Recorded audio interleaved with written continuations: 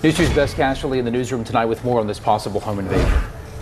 Michael, from the outside, it seems like a pretty cut and dry case of self-defense, but as deputies have said, the only people who knew what happened are dead, on the run, or in the hospital. A multifamily unit here. 5 people did make it out, and we're learning from people on the scene that one of those people actually jumped through a window with a blanket wrapped around him to escape the fire. Another woman was actually in a wheelchair and had to be pushed through the fire to get out, and of course one woman did not make it out. Sylvia, neighbors report last seeing the couple on Sunday at their home right off of South Range Avenue. Here behind me is their business where they were found dead last night. This is the lot that's causing all the controversy. This mess of mud and uprooted trees will soon be the home for 40 new families. But it turns out it's not the only new development that residents are concerned about.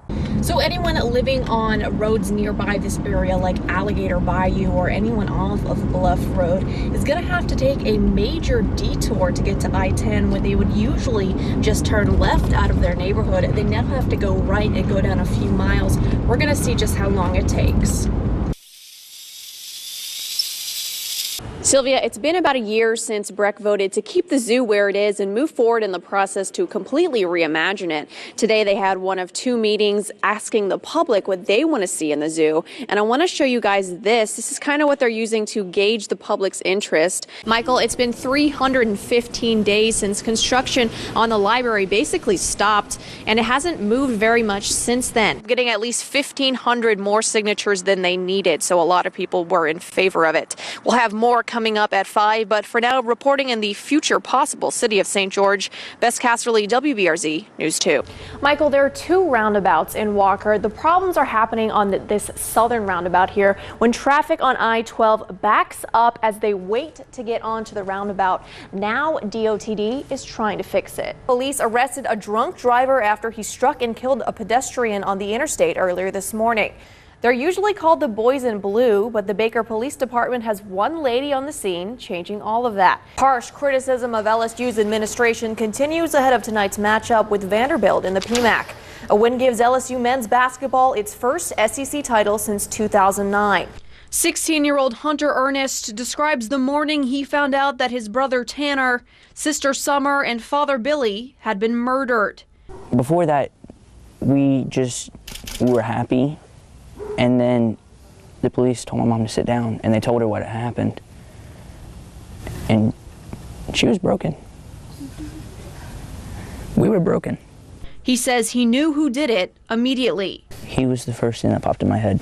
It was just gut instinct. He is 21-year-old Dakota Terrio. He had been friends and possibly dating Hunter's sister Summer. The family had met Terrio for the first time a week ago. I said, call your brother, son, this boy's trouble. Oh my God, help me. It was after that meeting that Evelyn Singh, grandmother and mother to the deceased, got a bad feeling about him. A lot of people don't realize this, but if you have the Spirit of God in you, you know. If I had the Spirit of God in me, and I knew my baby was going down the wrong road with the wrong type of person. Never in a million years, though, did she think it would end like this. It's hard enough to lose a child, but when you lose your grandchildren too, you have to bury 3 at one time. Rhonda Champagne is Hunter, Summer, and Tanner's mother. Why? It's senseless. My babies died for nothing. Their daddy died for nothing. What was so important that you had to have, that you took them? Now all they can do is wait for justice and judgment. He doesn't deserve any remorse from anybody. There's a special place in that prison for him. Bess Casserleigh in the newsroom after hanging out with a camel named Bubbles.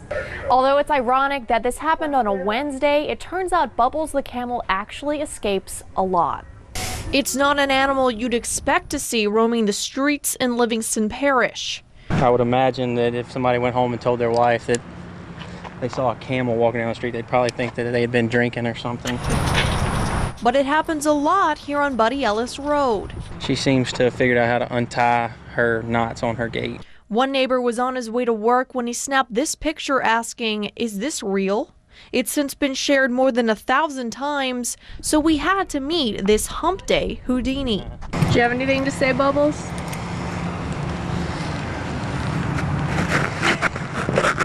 Today she has a habit of escaping. She's escaped 4 times today. But why is Bubbles so anxious to get out?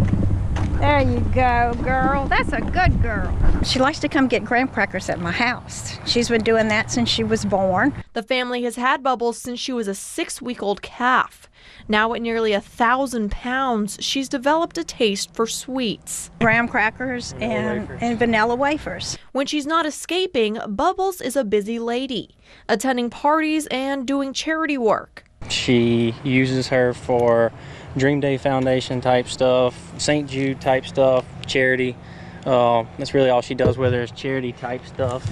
And even though she's just going across the street, her family is relieved she's back. I don't want her to run off again, then somebody has to find her. I'm so glad Bubbles is back, and I'm so glad she didn't get ran over. And if you've fallen in love with Bubbles like I have, you can follow her on Facebook at Bubbles the Camel.